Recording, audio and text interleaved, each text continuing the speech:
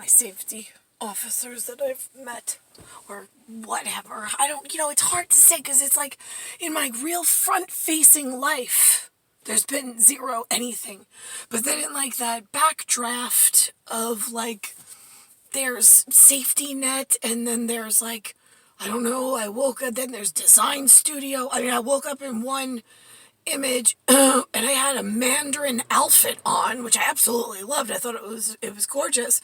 But I was at some party networking, and I'm like, how did where did... And the guy's like, I see you dressed very traditional for this meeting. And I'm going, right, I mean, I like this. I got this, like, I don't know, I just found it in the store or whatever, but I don't remember where I got it. Yeah, exactly. A lot of that happens, right? It's almost like the set up to fall. When you're trying to, like, secure the safety and staging area of, like, oh my God, what did you let the children get into now? I mean, like, and then how do you explain that to everybody else? I'm a front-facing timepiece. I'm the only one.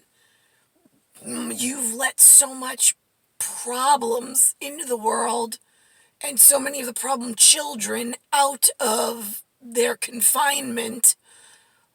You've built them ships and all sorts of shit, and now I got like major immortal star technology and mortal problems. Okay, so I was thinking about Putin. I put it on the brain with Z. Putin, everything usually, there's one universe, right? We always say that. I mean, at least Yeltsin understood that. So when you're in New York, it's come to my ear, which sometimes is helpful in your neck of the woods, right? It's NECK is what I call it. I only have 3 time zones. It's split into 3. There's East Coast, Mountain Standard, and then there's West Coast, right? So I got 3 time zones. So I hear, in this ear, I hear you have 10 time zones, and in this ear, I hear you have 9 time zones. Go figure, I don't know. We, in what I get to hear in my New York ear, of 3 time zones, on the broken TV speech of broken robots, and greasy money, whatever. They had a thing, there's a lot of Hispanics here, the caramel color. Ecuador was sending their children up to mix in. I said, listen, don't confuse yourself. I said, blacks, whites, they're already here. I don't want caramel thrown into the mix. It's just going to confuse all the children and all the staging directors, especially if you take all my good white U.S. whatever states people and put them on vacation in the Middle East. It's not going to look good for the home, stretch of whatever this is, the lowlands. That's what I call America at the moment. So, right, they haven't really, it's low tide. They have done nothing for the children in America. It is all area down. But I hear they make a joke in the Hispanic community. It's the Mexicans come running over the border, like they're running for their lives over the Texas border, and they have a big sombrero on, and they yell out, "Jew-lying, man!" Right? Not Jew, like J-E-W. They get angry. Jewland. Shh. It's the J-U-L-Y-I-N-G. Right? The J-U is L-Y-I-N-G. Now, normally, I'm the pearl with the black stripe on my arm of the luminescent J-U. However, I would check your mongoloid infestation problem. They're like cockroaches in your 10 time zone. I mean, my lowland security guys over here, so I've heard, was thinking at some point, right, we only have 3, and it's really hard to keep track between somewhere in the mountain time zone of, like, not a lot of people. I wonder what Putin has to deal with, I mean, like, we have Mexicans just to the south of us, and we got some white guys to the north of us. You've got, like, area infestation. How do you keep the borders over 10 time zone? Are you sure that you're not taking on, like, cockroaches from the Mongoloid people? Like, they're really tricky to, like, handle. How do you patrol 10 time zones with an iron fist like Stalin and make sure that, like, you're killing everything that has a facial deformity so they don't hurt other children in the world? I'm just curious. Right. If you could talk to a nice old, like, Middle Eastern vacationer, it might have started in, like, I don't know, United States somewhere. I mean, I know usually they have, like, the whatever. I went to a Tony Robbins, like, motivational, like, strategic management meeting. I walked into that meeting thinking I had just gotten hired for real estate at, Century 21, Princeton Properties. It was a local New York real estate office, and I didn't know anything about sales, so I was learning from this gentleman by the name of Christopher Armstrong. Really nice guy. My office is in Ronkonkoma, he was in Holbrook. So anyway, so I would go there like twice a week for training. He suggested I go check someone out that was coming local to a hotel. So I said, okay. So I went there, and then this gentleman had like I guess it's like the first like smaller conference center. But then I got there, and now I'm having like a second design studio moment. And like, did he actually make me stand up and go to the front and sit next to him, kind of like and then is that where they were trying to explain to me the statesmen are usually assigned to the royals? Because it was hard for me to catch on. I mean, I wanted to learn. I didn't want to be disrespectful, but I didn't have a statesman assigned to me. I mean, I'm in the New York State area, but while everybody was in the Middle East on vacation in the Sandy, with the wonderful people of the Sandy community by, like, wherever they went, New York's been invaded by the Mongoloids, like, super bad. So I was wondering, like, I noticed it because I'm on the East Coast and they're everywhere. Right. So how do you handle 10 or 9 time zones with them being on the land with you? And like, do you have a wall and a border? Like, what's your border patrol like? Because I know over here, Trump's having a real hard time with the Mexicans and the Jew lying over with big sombreros. Right, yeah. That is a very real safety, the security flooring, right? We've got some issues. And, like, how do I explain myself? And, like, when does Nicklaus come? Because, like, this is not a good look for me at all. Like, I'm not supposed to age, period. I don't know why I was left to not be cared for by anyone. I got some piece of shit United States whatever nephew, and I got some United States whatever Jason, ugly big head, but that was because they were messing with the science and they were moving things. And then I think when I had my locked-in experience with Nicklaus, the night that I gave him the round key as a physical token, so we had another connection night for our extra special, right, our extra special token, it's the X37 Vlad, that's for the Immaculate Son that we had together, that's his protection. Okay, so that's for, right, X37 Vlad. Okay, so that's Alexander James, because he has the wrong last name patriotically, for Immaculate, whatever. Okay, so, when is Nicklaus coming? I don't like the way that I look right now. This is not acceptable, and my living quarters are horrible.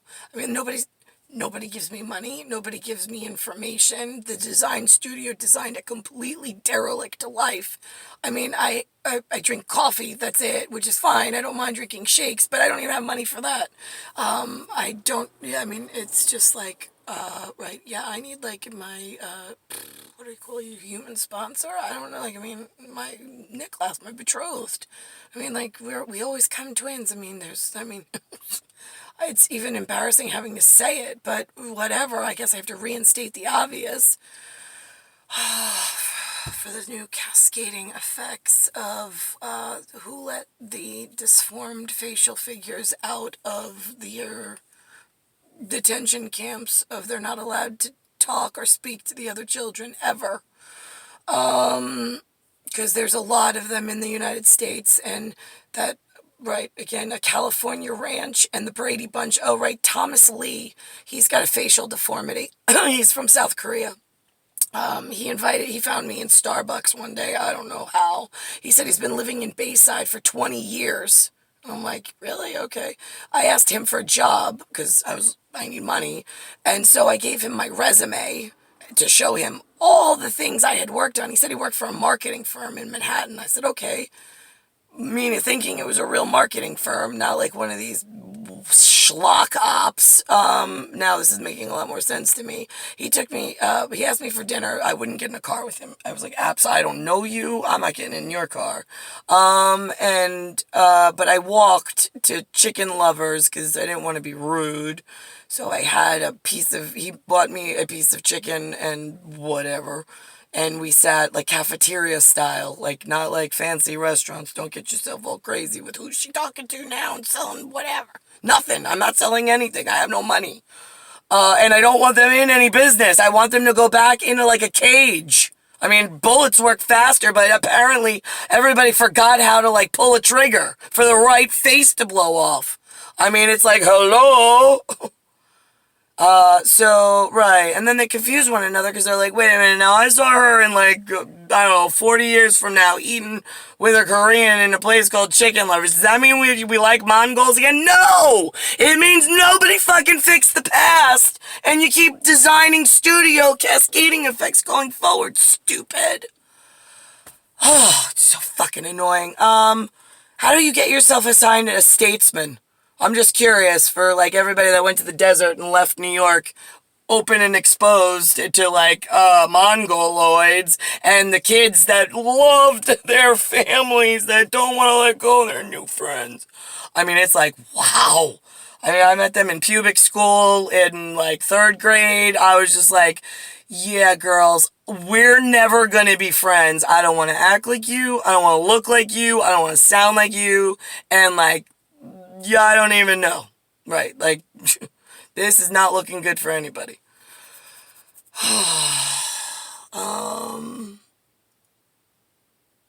Yeah, there's too many bestiality families with facial deformities and collusion within, like, the family network. I mean, it's a bestiality network, personally, but whatever. I mean, I can be civil, which I was, to Thomas Lee, which I put as a capitulate T. Well, I put a T, and then I put an L, and then I put bracket and bracket around it to have a signature of what I was doing to my T-Mobile carrier, because I know everything I do is monitored by everybody anyway, and I get no privacy and no fucking help, and then nobody believes anything.